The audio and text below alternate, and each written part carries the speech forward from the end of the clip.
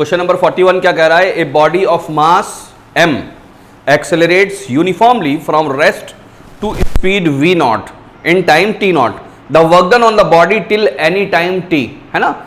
वो work done निकालना है जो t टाइम पहुंचने तक लगे। क्वेश्चन देखने में बहुत आसान लग रहा है भी आसान, लेकिन अगर हमने इसके अंदर केयरफुली ऑब्जर्व नहीं किया तो हम आंसर सही नहीं निकाल पाएंगे। ठीक है, आंसर भी जो दे रखे हैं वो बड़ी इंटेलेक्चुअली फीड किए हैं एग्जामिनर ने। इसके अंदर ध्यान से देखिए, कह रहे हैं a body of mass accelerate m, acceleration हो रहा है, इसका मतलब फोर्स लग रही है। फोर्स लग रही है तो भाई कौन सी फोर्स लग रही है? क्या कंजर्वेटिव है या एक्सटर्नल फोर्स है? कौन सी फोर्स है? तो इसमें कोई सी भी फोर्स हो, फोर्स कौन सी है ये ज़्यादा इंपॉर्टेंट नहीं है।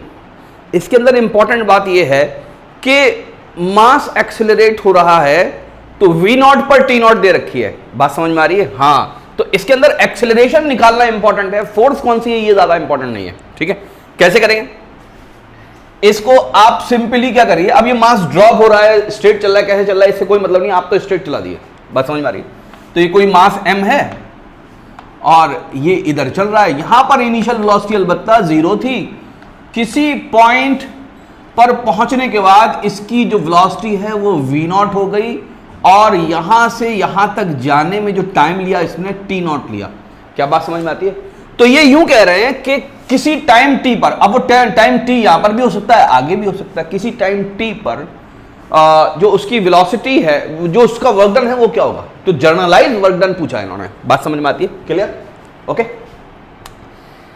तो पहली वाली जो कंडीशन है, यहां से सीधे सीधे इसका एक्सेलरेशन मिल जाएगा। वो किसके बराबर होगा बच्चों? वो बराबर होगा कैसे निकालेंगे एक्सेलरेशन? एक्सेलरेशन देखिए, v is equal to u plus at, ये हम आपको बहुत सिंपल फॉर्मूला है, सब लोग जानते हैं, है ना?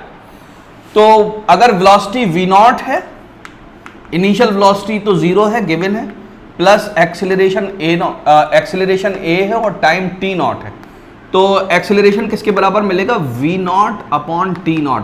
बस यही इसका इंपॉर्टेंट मुद्दा है जिसको निकालना है हमको। क्या बात समझ में आई? तो एक्सेलरेशन एक्चुअली में गिवन है, जो पहली बात कही है उसमें आपको क्या चीज गिवन है? एक्सेलरेशन गिवन है। आई होप कि आपकी समझ में आ रहा है। ओके, अब हमें क्या करना है? इस टाइम t पर वेलोसिटी कितनी होगी वो निकालना है। इस टाइम t पर वेलोसिटी कितनी होगी वो निकालना है। देखिए, क्या ये velocity v is equal to v not upon t not into t होगी या नहीं? अगर आपके ये समझ में आ जाता है तो क्वेश्चन खत्म हो चुका है यहीं पर ही। v is equal to a into T. देखिए ये बेसिकली क्या लिखा है मैंने? ये बेसिकली एक्सेलरेशन लिखा है। क्या लिखा है? Acceleration.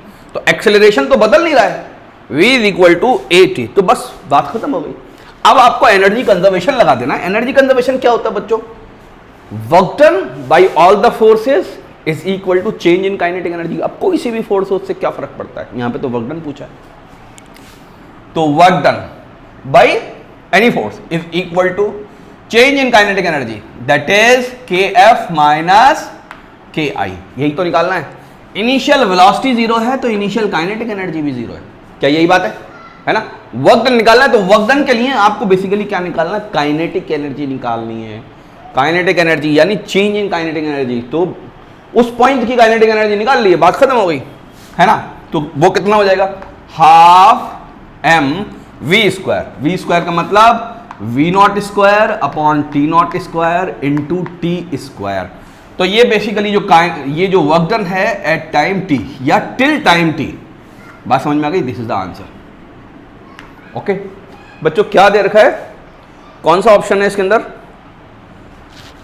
Half m v nought square t square upon t nought square. तो I think answer A is correct. Okay, option A जो है वो करेक्ट आंसर। ओके बच्चों, इसको नोट कर लीजिए। और भी बहुत सारे क्वेश्चंस लगे हुए हैं आगे, उनको और बच्चों तक पहुंचा दीजिए, और जो हमारी शीट्स हैं वो भी बच्चों तक पहुंचा दीजिए। पहले बच्चों आप लोग शीट को बिना सॉल्यूशन देखे सॉल्व किया कीजिए।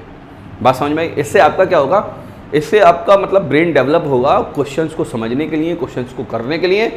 बाद में आप जो है सॉल्यूशन देखा करिए। मैं ये नहीं कह रहा कि आप डायरेक्ट सॉल्यूशन देखो, हैं हमको